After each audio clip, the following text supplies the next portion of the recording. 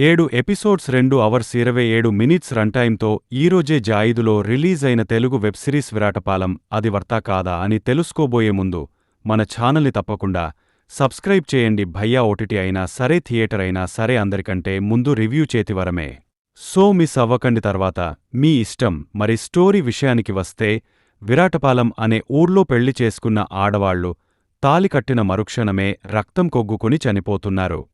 ఎందుకు ఇలా చనిపోతున్నారు, అసలు ఆ ఊర్లో ఉన్న మిస్టరీ ఏంటి అనేది many part of the series. No coming to the positives, అసలు మనకి ఇలాంటి సినిమాలు అంటే బాగా ఇంట్రెస్ట్. ఎందుకంటే ఈ కైండ్ ఆఫ్ మిస్టరీ కాన్సెప్ట్స్ నన్ను బాగా ఎక్సైట్ చేస్తాయి. కానీ చాలా సినిమాలు ఆ స్టోరీ లైన్ వరకే బాగుంటాయి, తర్వాత అంతా రొటీన్ అయిపోతాయి. సరే, ఈ సిరీస్ గురించి మాడుకుందాం. ముందుగానే చెప్పినట్టు స్టోరీ లైన్ చాలా ఇంట్రెస్టింగ్గా ఉంది. సిరీస్ స్టార్ట్ చేయడమే ఈ పాయింట్తో స్టార్ట్ చేసి మనల్ని హుక్ చేస్తారు. అలా మెల్లగా స్టోరీ వెళ్తూ ఉంటది. సిరీస్లో చాలా క్యారెక్టర్స్ ఉంటాయి, అండ్ ప్రతి క్యారెక్టర్ మీద మనకి డౌట్ వచ్చేటట్టుగా రాసుకున్నారు. లైక్ ప్రతి క్యారెక్టర్కి ఒక మోటివ్ ఉంటుంది. ఆ మోటివ్ని చూపించడం వల్ల మనకి అందరిమీద డౌట్ వస్తదన్నమాట.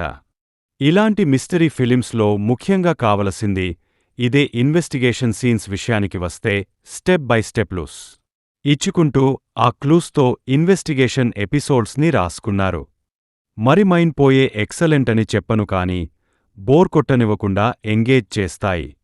ఆ ఇన్వెస్టిగేషన్ సీన్స్ జరిగేటప్పుడు థీమ్ని కానీ కోర్ పాయింట్ని కానీ ఎటు డైల్యూట్ చేయకుండా ఒక్కటే థ్రెడ్ మీద చాలా ఫోకస్డ్గా తీసుకెళ్లారు. సిరీస్లో కొన్ని టర్న్స్ ఉంటాయి, అవి కూడా కేకతోపు అని చెప్పను, కానీ అవి కూడా బాగుంటాయి. ప్రతి పాయింట్లో మనల్ని లాజిక్గా కన్విన్స్ చేస్తారు. ఇలాంటి కాంటెంట్ ఉన్నప్పుడు ఆర్టిఫిషియల్ రేటింగ్ అనేది అస్సలు ఉండకూడదు. అండ్ ఈ సిరీస్లో మోస్ట్లీ అది ఎక్కడ కనబడలేదండి. థ్రిల్స్ విషయానికి వస్తే పర్లేదు, డీసెంట్ థ్రిల్సే ఉంటాయి. మనం ఎక్స్పెక్ట్ చేయంది జరిగితే మనం థ్రిల్ ఫీల్ అవుతాం. సో అలాంటివి సిరీస్లో ఉన్నాయి.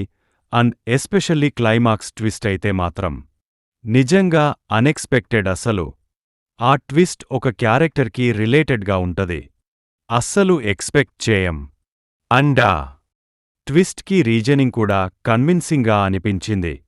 ఇంకా టెక్నికల్గా సినిమాటోగ్రఫీ వర్క్ మంచి క్వాలిటీగా కనిపించింది. ఫ్రేమ్ సినిమాటిక్ గా ఉన్నాయి, మ్యూజిక్ కూడా డీసెంట్ ఉంది.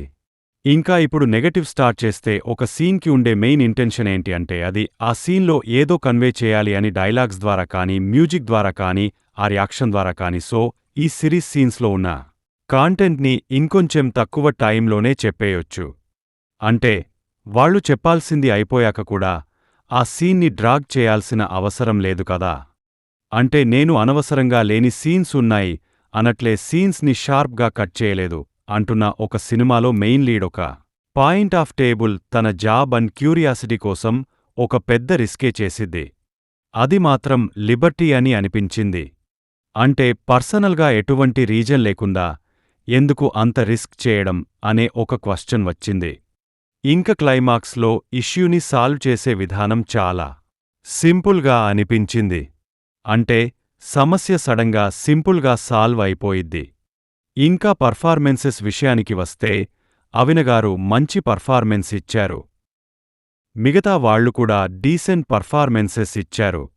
సో ఫైనల్గా ఈ సిరీస్ ఎలా ఉందిరా అంటే ఇట్స్ ఏ డీసెంట్ సిరీస్ భయ్యా, బాగానే ఉంది. ఫ్యాన్తో హ్యాపీగా చూసేయొచ్చు.